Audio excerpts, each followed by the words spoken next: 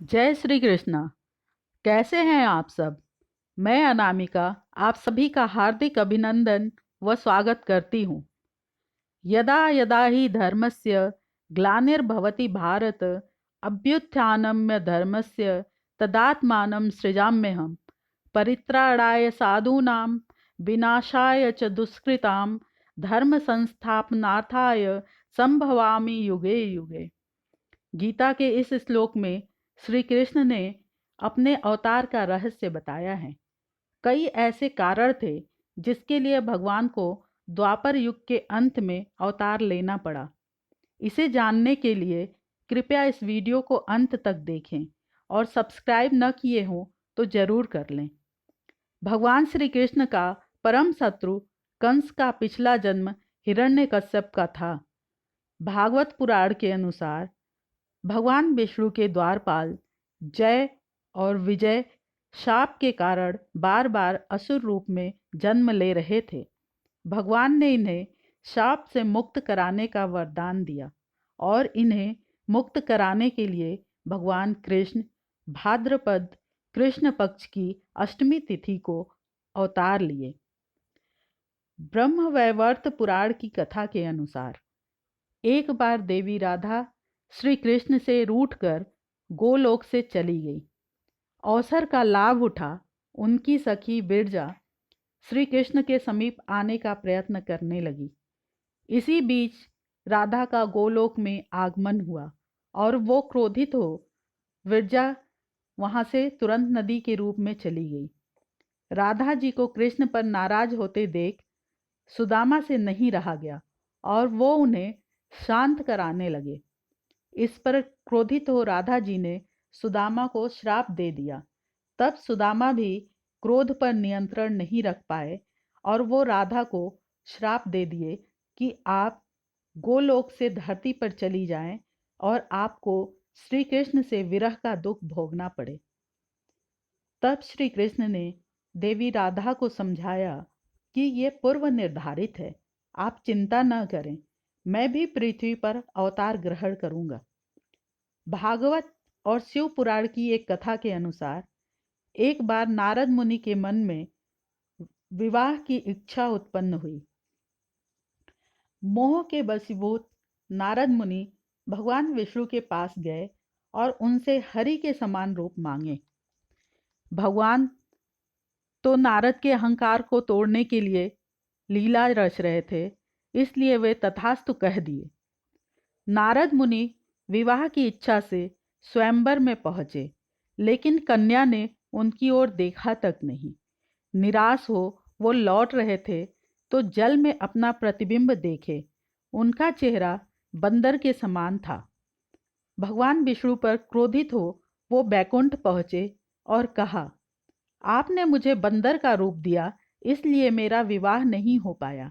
मैं जिस विरह वेदना को महसूस कर रहा हूँ, आप भी इसे महसूस करेंगे।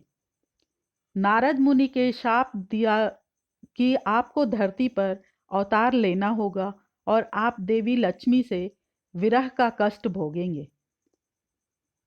नारद मुनि के इसी शाप के कारण भगवान विष्णु को रामावतार में देवी सीता से और कृष्ण अवतार में देवी राधा से वियोग सहना पड़ा। भगवान श्री कृष्ण धर्म के केंद्र में हैं। उन्हें धर्म संस्थापक कहा जाता है, परंतु उनके साथ कुछ लोग कई विवादों को भी जोड़ते हैं। आइए ऐसे ही कुछ विवादों पर चर्चा करते हैं। कुछ लोग भगवान कृष्ण को छली कहते हैं, लेकिन यह जानना जरूरी है कि राजनीति और युद्ध में कूटनीति का सहारा लेना छल नहीं होता है। ये कहा भी गया है कि किसी अच्छे कार्य के लिए गलत मार्ग का सहारा ले भी लिया तो वह अनुचित नहीं, लेकिन उस मार्ग से धर्म या किसी व्यक्ति का कोई नुकसान नहीं होना चाहिए। छल और भेद नीति में बहुत फर्क है। छल एक धोखा है, जबकि भेद एक युक्ति है। जब सारे नियम तोड़ कौरव पक्ष ने भगवान श्री कृष्ण के भांजे अभिमन्यु को निर्ममता पूर्वक मार डाला, तब भगवान श्री कृष्ण को भी नियम तोड़ने का अधिकार स्वतः ही मिल गया। कुछ लोग श्री कृष्ण को रसिक या मनचले बोलते हैं। दरअसल जो कृष्ण के जीवन को नहीं जानते वे ही अनर्गल बातें करते हैं। कृष्ण की राधा से मुलाकात गोकुल के पास संकेत तीर्थ पर हुई थी। वृंदावन में श्री कृष्ण और गोप गोपियों ने मिलकर रासलीला रचाई, अर्थात होली आदि तीज त्योहार पर नृत्य उत्सव का आयोजन करते थे। वहां पर यमुना के प्रत्येक घाट से भगवान कृष्ण की कथा जुड़ी है। उस समय श्री कृष्ण 7 साल के व राधा रानी 11 साल की थी और उन्हीं के उम्र के बच्चों की टोली गांव की गलियों में मिलजुल कर धमा चौकड़ी मचाती थी। बच्चों की इसी खेल और धमा चौकड़ी को पुराणों में और बाद में भक्ति काल के कवियों ने प्रेम लीला में बदल दिया। 11 वर्ष की अवस्था में भगवान मथुरा चले गए और वहां कंस का वध कर दिए। एक और विवाद है कि उनकी 16,000 रानियां थीं। दरअसल भौमासुर, जिसे नरकासुर के नाम से भी जानते हैं, उसने 16,000 महिलाओं को बंधक बना रखा था, जिन्हें भगवान कृष्ण ने मुक्त कराया।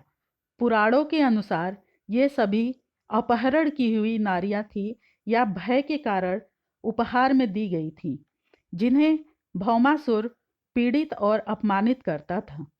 इन नारियों को छुड़ाने के बाद कोई भी इन्हें आश्रय नहीं दे रहा था, तो भगवान इन्हें द्वारिकापुरी ले गए और वहां इन्हें सम्मान के साथ स्वतंत्रता पूर्वक रहने और भजन कीर्तन के साथ सुखपूर्वक जीवन बिताने का अधिकार दिए। कुछ लोगों का मानना है कि श्री कृष्ण युद्ध के पक्षधर थे। वे युद्ध की ही शिक्षा देते थे और लोग ये भी कहते हैं कि उन्होंने अर्जुन को युद्ध के लिए तैयार किया। इस मामले को लेकर रसिया में गीता पर प्रतिबंध लगा दिया गया था। जहां तक गीता की बात है तो युद्ध तो संपूर्ण जीवन का एक छोटा सा भाग है। गीता में मनुष्य जीवन के हर पहलू को छुआ गया है। आध्यात्मिक रास्तों का भी जिक्र किया गया है।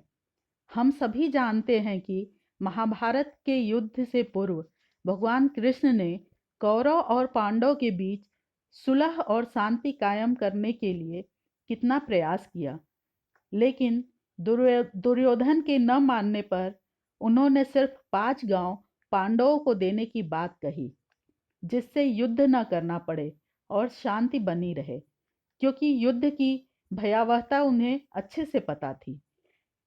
लेकिन अगर युद्ध तय हो तो उससे पीछे हटना कायरता है।